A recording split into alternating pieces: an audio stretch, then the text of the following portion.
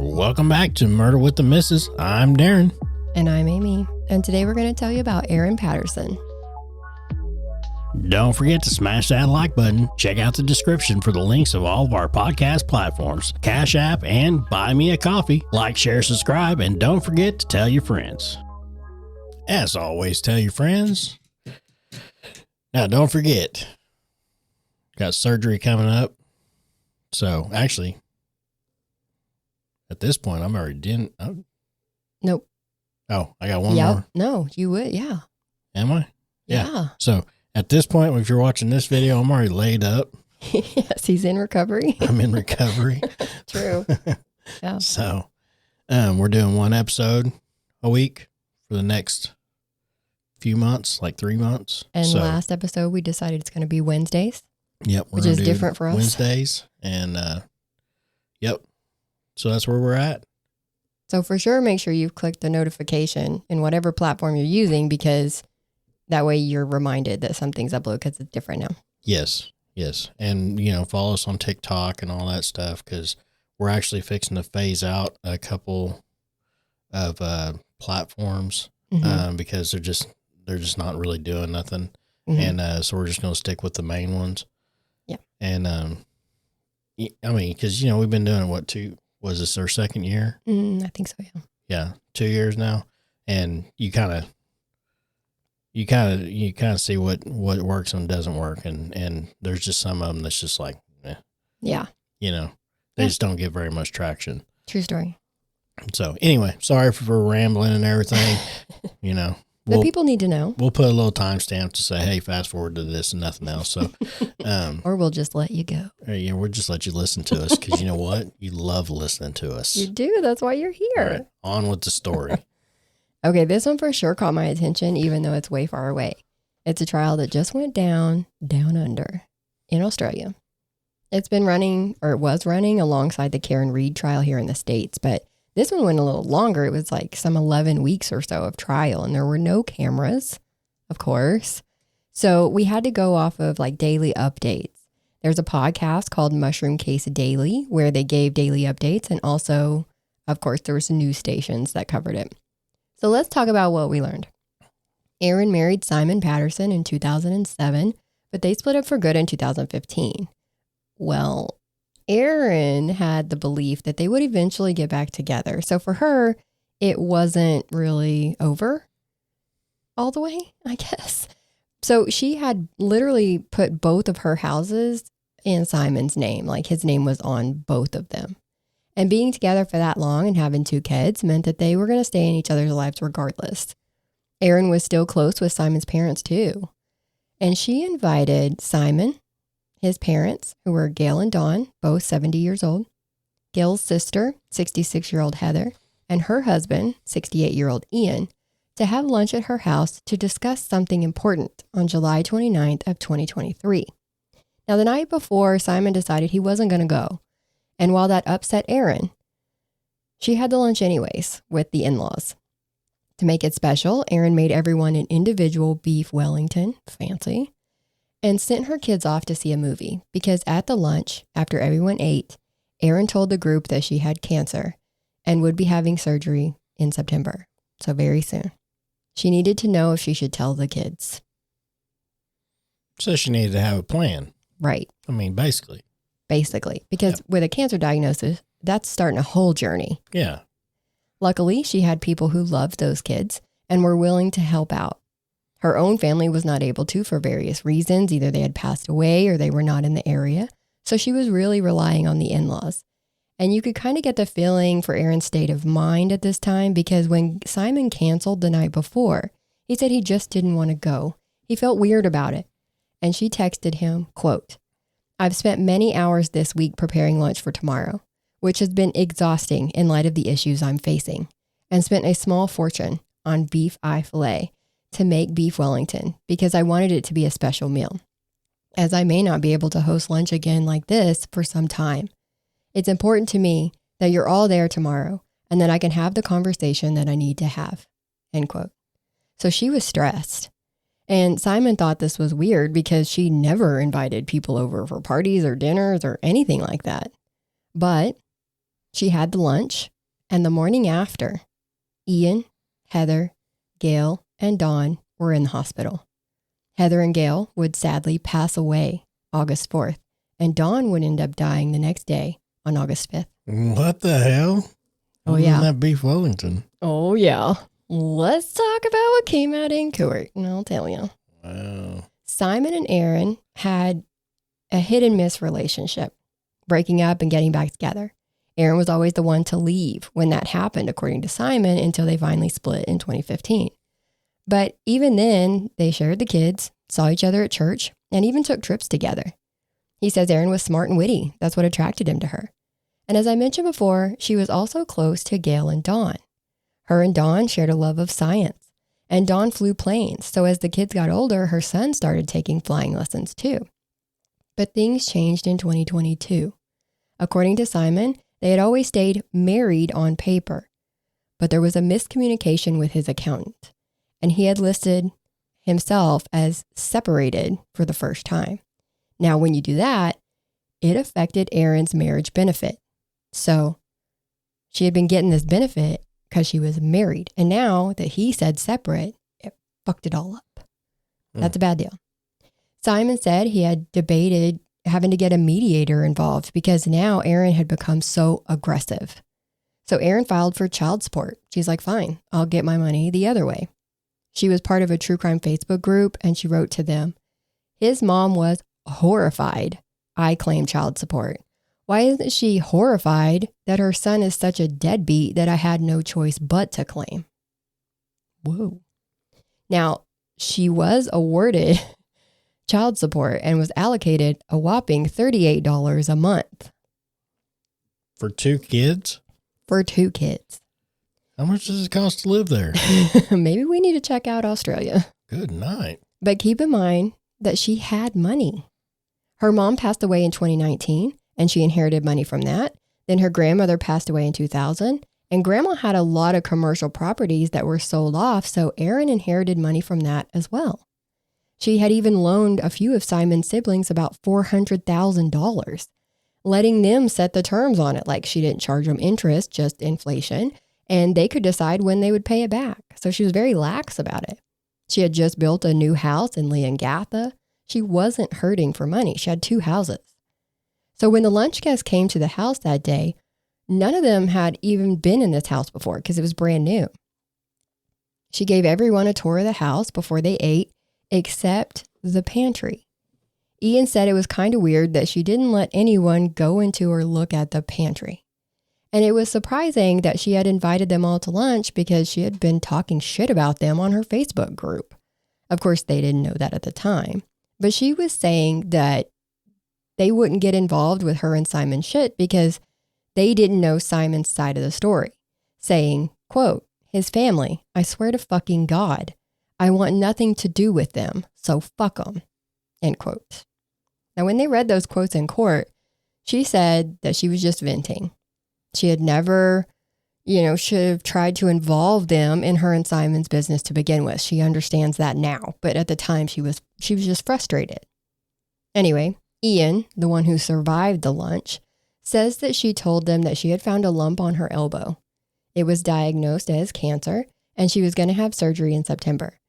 She needed to know if she should tell the kids or not, right? So that's why they were there. So they told her, yeah, we'll be here for you. They prayed for her. It was a big deal. Now, she had been a fundamentalist atheist, but Simon had converted her apparently to Baptist. He took her to church where Ian was giving a sermon, and she just saw the light one day. It just clicked for her. I guess. But if you asked the Facebook group, she was still saying that he was a Baptist and she was an atheist. So I don't know how well those prayers went for her that day. I think she is actually a habitual liar. Maybe she just had questions. Well, then that would be agnostic. Anyways. Maybe she was confused. She's definitely confused.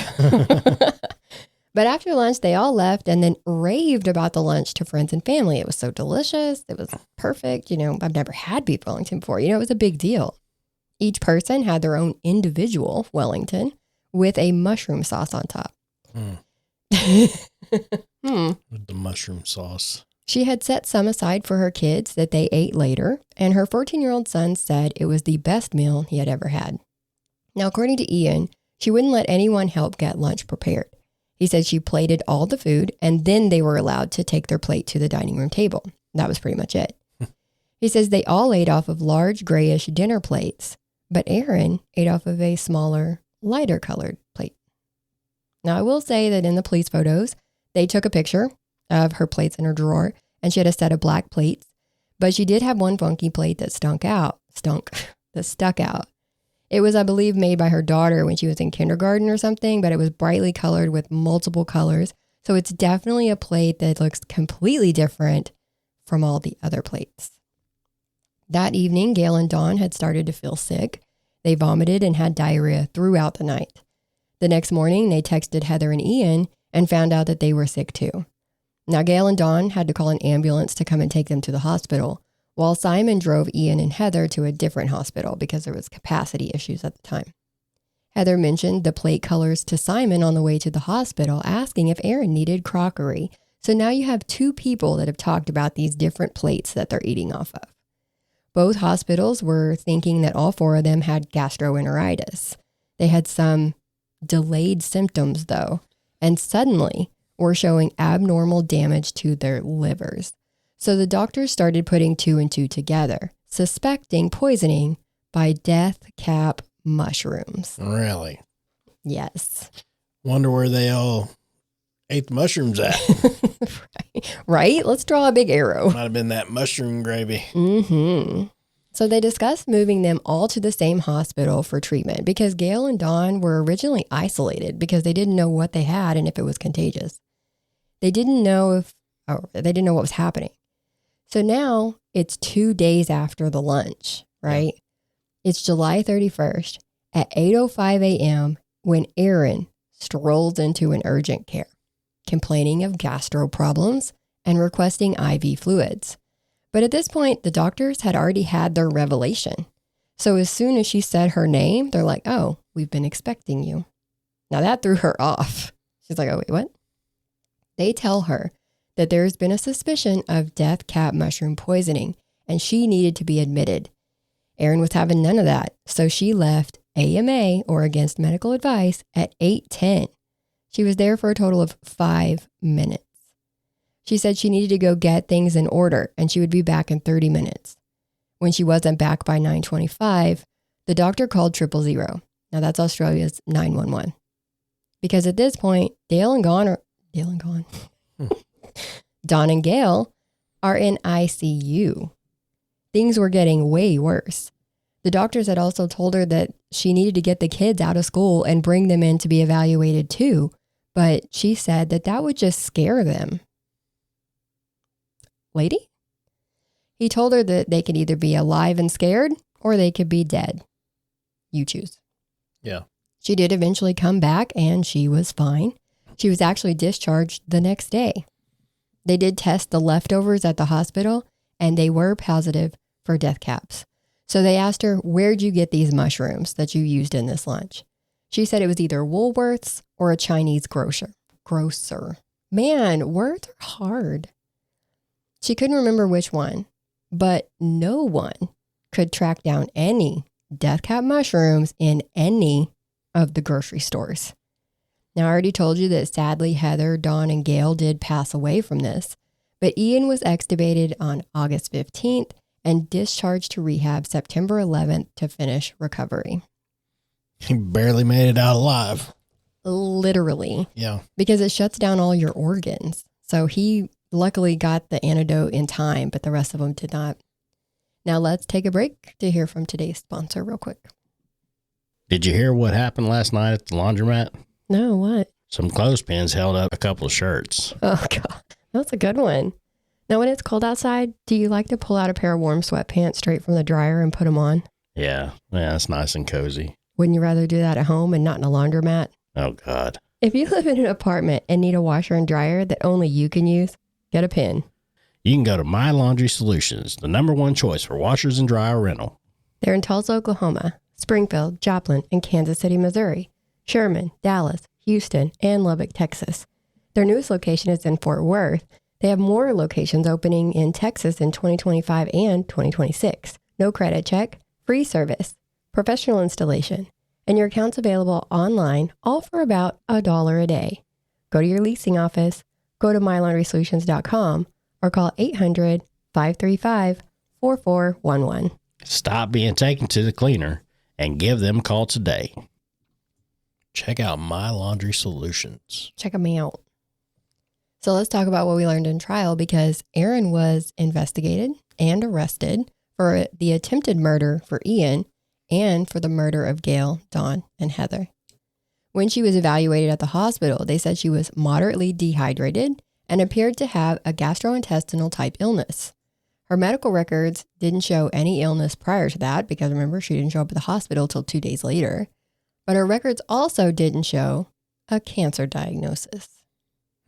So what about that surgery she was supposed to have in September? Don't you think they'd notice that she didn't have surgery?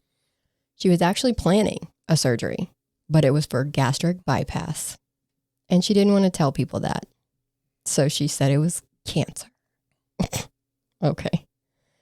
And since she liked all the attention that she had gotten in the past for health issues, she decided to Google ovarian cancer so that she could get information to tell the lunchgoers that that's what she had. Now, she did admit this on the stand, and we know that she did this for sure. Like, they have the Google searches and everything. She's like, yeah, I did it. She said she was sick starting the night of the lunch, which was Saturday. She had diarrhea.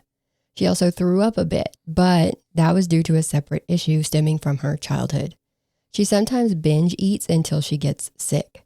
And she said after the guests left the lunch, she ended up eating 3/4 of a cake until she threw up. Anyways, she said she had her bowel issues all the way up to when she went to the hospital on Monday morning. She came in and asked for an IV because she was dehydrated from having to use the bathroom every 20 minutes. Now, when she was only there for 5 minutes and then she left, she said she went home to get her lambs and her dog taken care of, and then she made her daughter a ballet bag, and then she went back to the hospital. So that's what took her so long. She was getting her animals situated. They found out that Erin had taken her son to his flying lesson on Sunday. So that's the day after the lunch, and she drove him to a lesson that was over an hour away. So she was having to use the bathroom every 20 minutes. How do you manage to drive a couple of hours plus sit through a flying lesson? I mean, come on. Erin says, well, I had to pull over at one point, run into the woods, and use the bathroom. She put it in a dog poo bag and then put it in her handbag. Sure. Then she stopped at a convenience store and went into the bathroom to dispose of it. They did find surveillance footage of her at the store, but she only spent 9 seconds in the bathroom, meaning whatever she threw away must not have required her to wash her hands, you nasty. But in court, her son said he doesn't remember them stopping on the side of the road or his mom going into the woods. So she was probably dumping evidence. Because what else are you doing in there for 9 seconds? Yeah. Right. And if you have diarrhea, unless you go into the bag, you're not going to get it in there. It's not like you can pick it up. Yeah. And you're like, you went into the woods. Why would you even pick it up? That's like compost. It's fine. Leave it. The animals do. It's okay. So none of that story made sense. They find out that Erin had bought a food dehydrator in April. Now, Erin will originally say that she did not own a food dehydrator, but she had posted pictures of it on Facebook in that group, and they found the dehydrator in a tip, which is what we would call like a waste disposal place. There's actual surveillance of her putting the dehydrator in the tip a couple of days after everyone got sick. It had her fingerprints on it, and there were remnants of death cap mushrooms in it. Of course. There was a big debate as to where in the hell these mushrooms came from, right? She's telling the family, the doctors, the cops that she had gotten button mushrooms from Woolworths and dried mushrooms from the Chinese grocer. So she's saying it had to be one of those places. But remember, they couldn't find any. They tested all these things.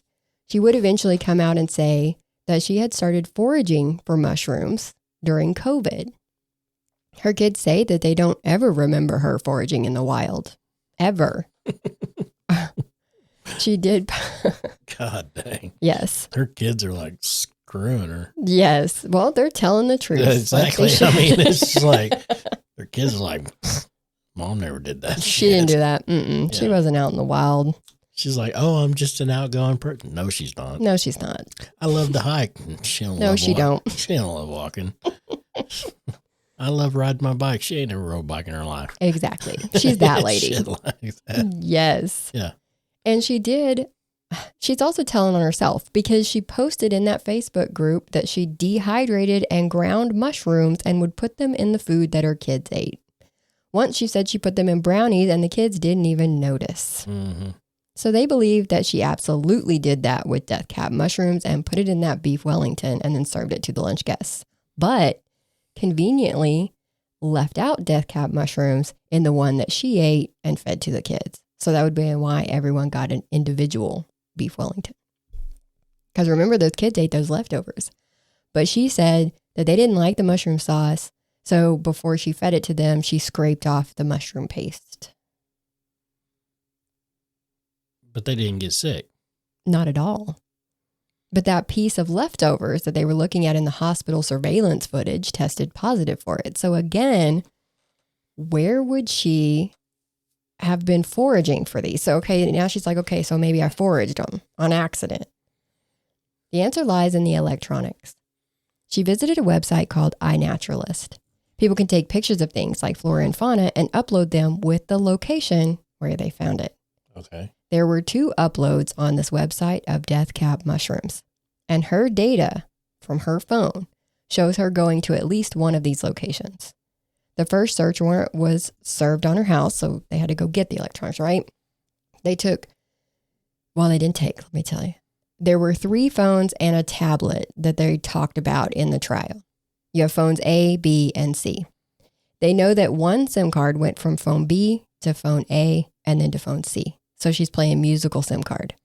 Okay. Erin testified that phone B was her personal phone. This is the phone I use all the time. But that from February to May, her son had it. So when he got it, he factory reset it. In May, he dropped it in the mud and it stopped working. So he gave it back to her and got a different phone that worked. But she was able to dry that phone out. So she started using it on August 2nd.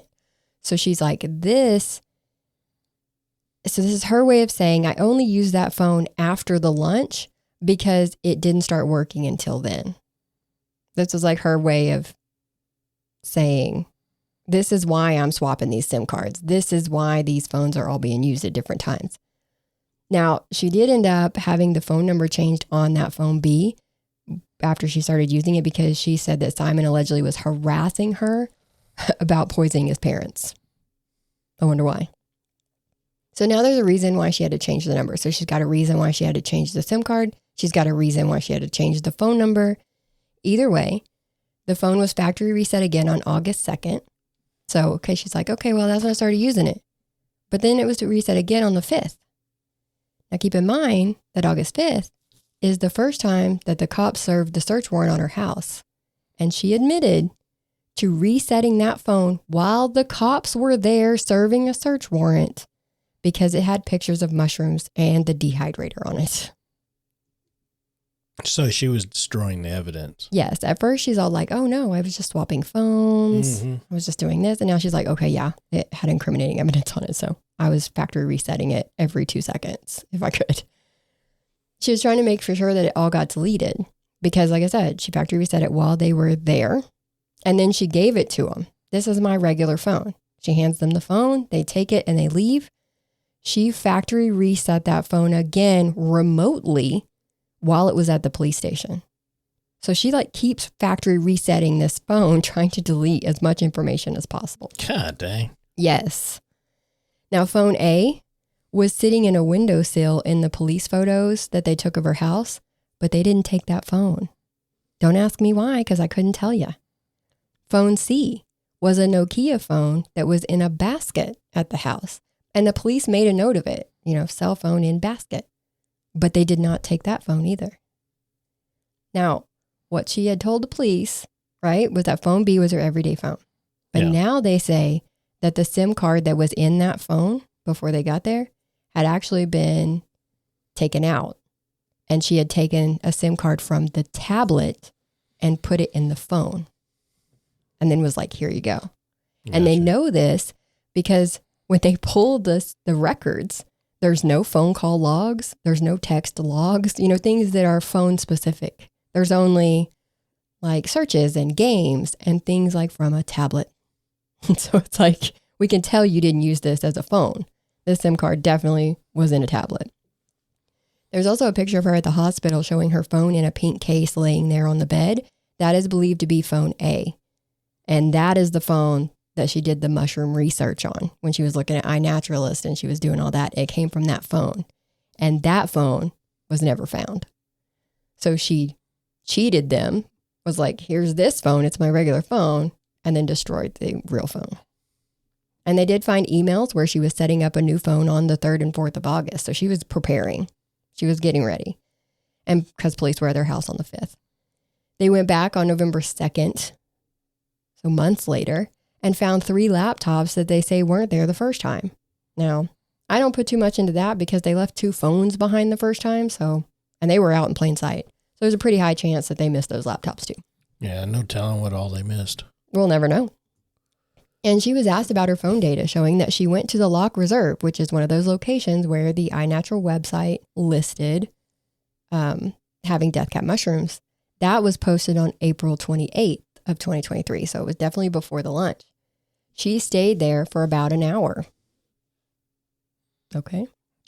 And then she was back in the area on May 22nd for 34 minutes. So she went there 2 times, not just 1 time.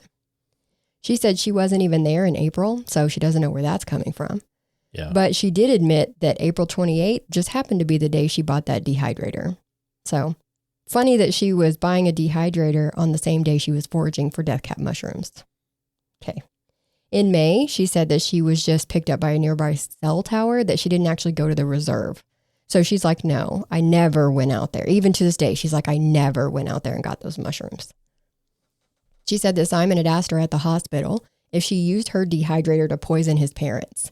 And she thought that if he could come to that conclusion, other people could too. So she panicked and tried to get rid of anything that would show her mushrooms or her dehydrator. So she's like, I wasn't doing it because I was guilty. I was doing it because I figured they would think I was guilty. Does that make sense? Mm-hmm. Okay. They also bring up that she bought twice as many mushrooms from Woolworths than what she needed for her recipe. They know that the recipe called for 700 grams or 1.54 pounds of mushrooms, but she bought 1.75 kilograms or 3.85 pounds, so twice as many. Also, Erin's son had told them that Erin told him that Dawn and Gail were sick on Sunday morning, but she wouldn't have known that yet. So she was foreshadowing. What do you call that? She was seeing into the future. The place that she had an appointment to get the gastric bypass surgery, remember? They find out that they don't do gastric bypass surgery. So they're like, you're even lying about your lie? What is happening? So when she was asked about that on the stand, she said she was actually going to look into other stuff like lipo. But she ended up canceling her appointment 2 days before she was supposed to go. Either way. I just can't get over the fact that she fed it to the kids. Right. She obviously knew, that they wouldn't get sick. She had to know that what they were eating was not going to make them sick. Yeah. Otherwise, why would you feed it to them? Why take the chance? Yeah. Now, she said she'd scrape the sauce off, but wouldn't you have worried that it permeated the meat? Like, I'd be worried that it even got close to my kids' food. Like, I wouldn't take the chance. Yeah. Another big thing for a lot of people was motivation. It definitely wasn't money. She's in the news and on the stand talking about how much she loved the lunchgoers and how well they all got along. But what is she going to say? That they were arguing lately? That she was telling her Facebook group, fuck them? No, she's not going to say that. Either way, the trial was long, but the jury deliberated for 6.5 days. Like, that's a long deliberation. But on July 7th of 2025, so not too long ago, the other day, they came back with a guilty verdict on all counts. Now, she hasn't been sentenced yet, but she is looking at life, of course. Reportedly, when she was being taken away from the courthouse, some people were outside yelling murderer at her. There was also a news report I came across. I don't know the validity of this. I'm just saying what I saw on the news. But there was a report that someone that was an inmate, a fellow inmate of hers, where she's been incarcerated, got sick and immediately was saying that Erin did something to their food. So I don't think she'll be allowed to work in the kitchen at her new home. She's going to be banned from that kitchen. So you think they got it right? Oh, yeah. I mean, it's going to make me look at beef Wellingtons totally different from now on. What's in this sauce, buddy? Yeah. What'd you do to this? Where'd you get these mushrooms? Yeah, I'm going to question everything now. You should. I'll be like, I didn't order with that. You're like reading the menu and you're like, without that sauce. Don't let that sauce anywhere near Even my like pizza. a mushroom Swiss burger. I'm like, No. No. Please No. That's a heavy no. Heavy no. Yep. So there we are. This is, like I said, she didn't get sentenced yet, so we'll probably do a quick update when she does get sentenced. But for now, that's all there is on this one. So if you like our content, please be sure to like, share, and subscribe.